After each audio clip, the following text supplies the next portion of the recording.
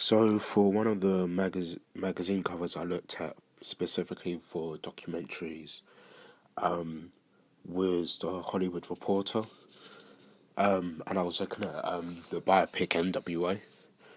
The Hollywood Reporter is an American-based magazine, that was founded in 1930. Looking at the style of the magazine cover, the typography used is very simple, in a serif font style, like a sans serif font style for the word Hollywood. This is the only word that's in this style since it's the main hook out of the name of the magazine. So they've chosen to have it styled differently. The text is thick, so it's punchy on the page and stands out. The text is in the top sector of the page, so they could have the image covering most of the page, so nothing takes you away from the main subject.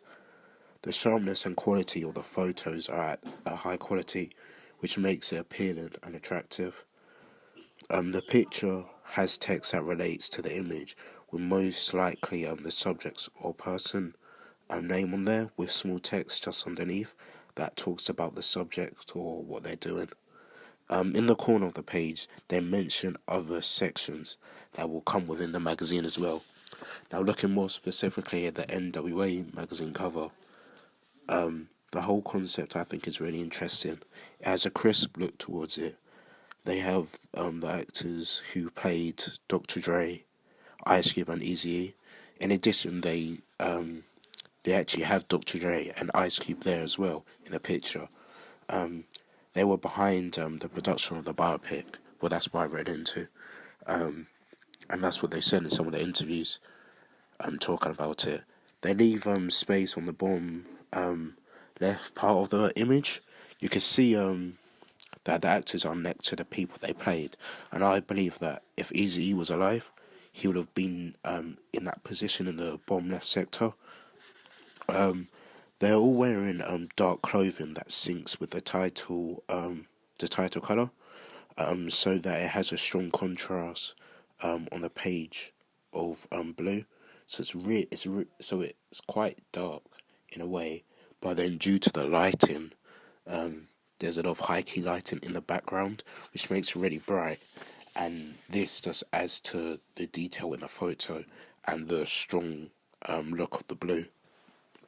The yellow text that says "Boys in the Hood" that makes the magazine cover stand out and have some variation in color. Otherwise, it would be quite bland in a way. They're all looking towards the camera, so it makes it much more personal to you. And their facial expressions suggest a thug or gangster attitude that relates to the biopic, obviously.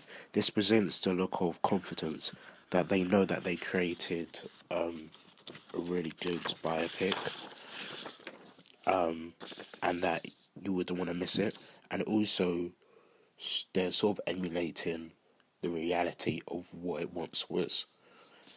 That's what's in the image. The clothing is the opposite to what you would expect to be worn for a magazine cover on this subject. You would believe that they would wear clothes that has a link to the biopic. This can suggest that they may talk to them about things that relates to the film in some way, the biopic in some way. So the music and social issues. So yeah, I would have thought they would have worn more clothes that were seen in the 90s or late 80s that rappers wore. So they wore like quite oversized clothing, but they just wore generally basic clothes that you would see a normal person would wear today. As you see with the small dialogue, it mentions how they talk about Suge Knight going on tour and talking about police issues. This does have obviously strong relations to the biopic since they show police brutality in the biopic. They have they're positioned everywhere across the frame of the picture, so the audience aren't distracted by the background, and it does feel a bit unsettling because we normally would like there to be some form of space, but this is that's to make it feel at ease, but this is much more front on and in your face, which is really engaging in a way, and also with them, so with them looking straight at you as well, and then with the general high quality of the image, it is really engaging, and we see this high quality of image in all of their pictures and front covers, and is most of the time the subject is looking at the camera. In the bottom right corner, they have text talking about sections in the magazine that will feature.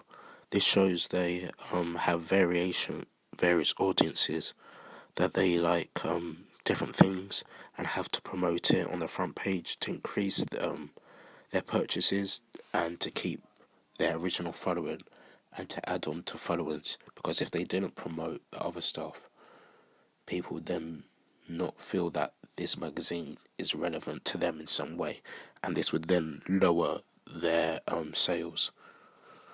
The magazine covers promoting the biopic, but also looking into their lives in a different perspective. What else they're doing.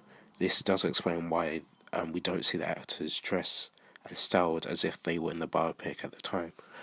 This does show that it's more of a lifestyle type of magazine, that they don't just focus on one thing that these people have done, that they like to focus on them as a whole, because they've either been more influential in other areas or they've done other great things. Overall, I do actually like the magazine cover because they're considering not just about the biopic, but the rest of their lives and what they plan to do. Also, they talk about how the biopic still reflects to police issues that still happen today.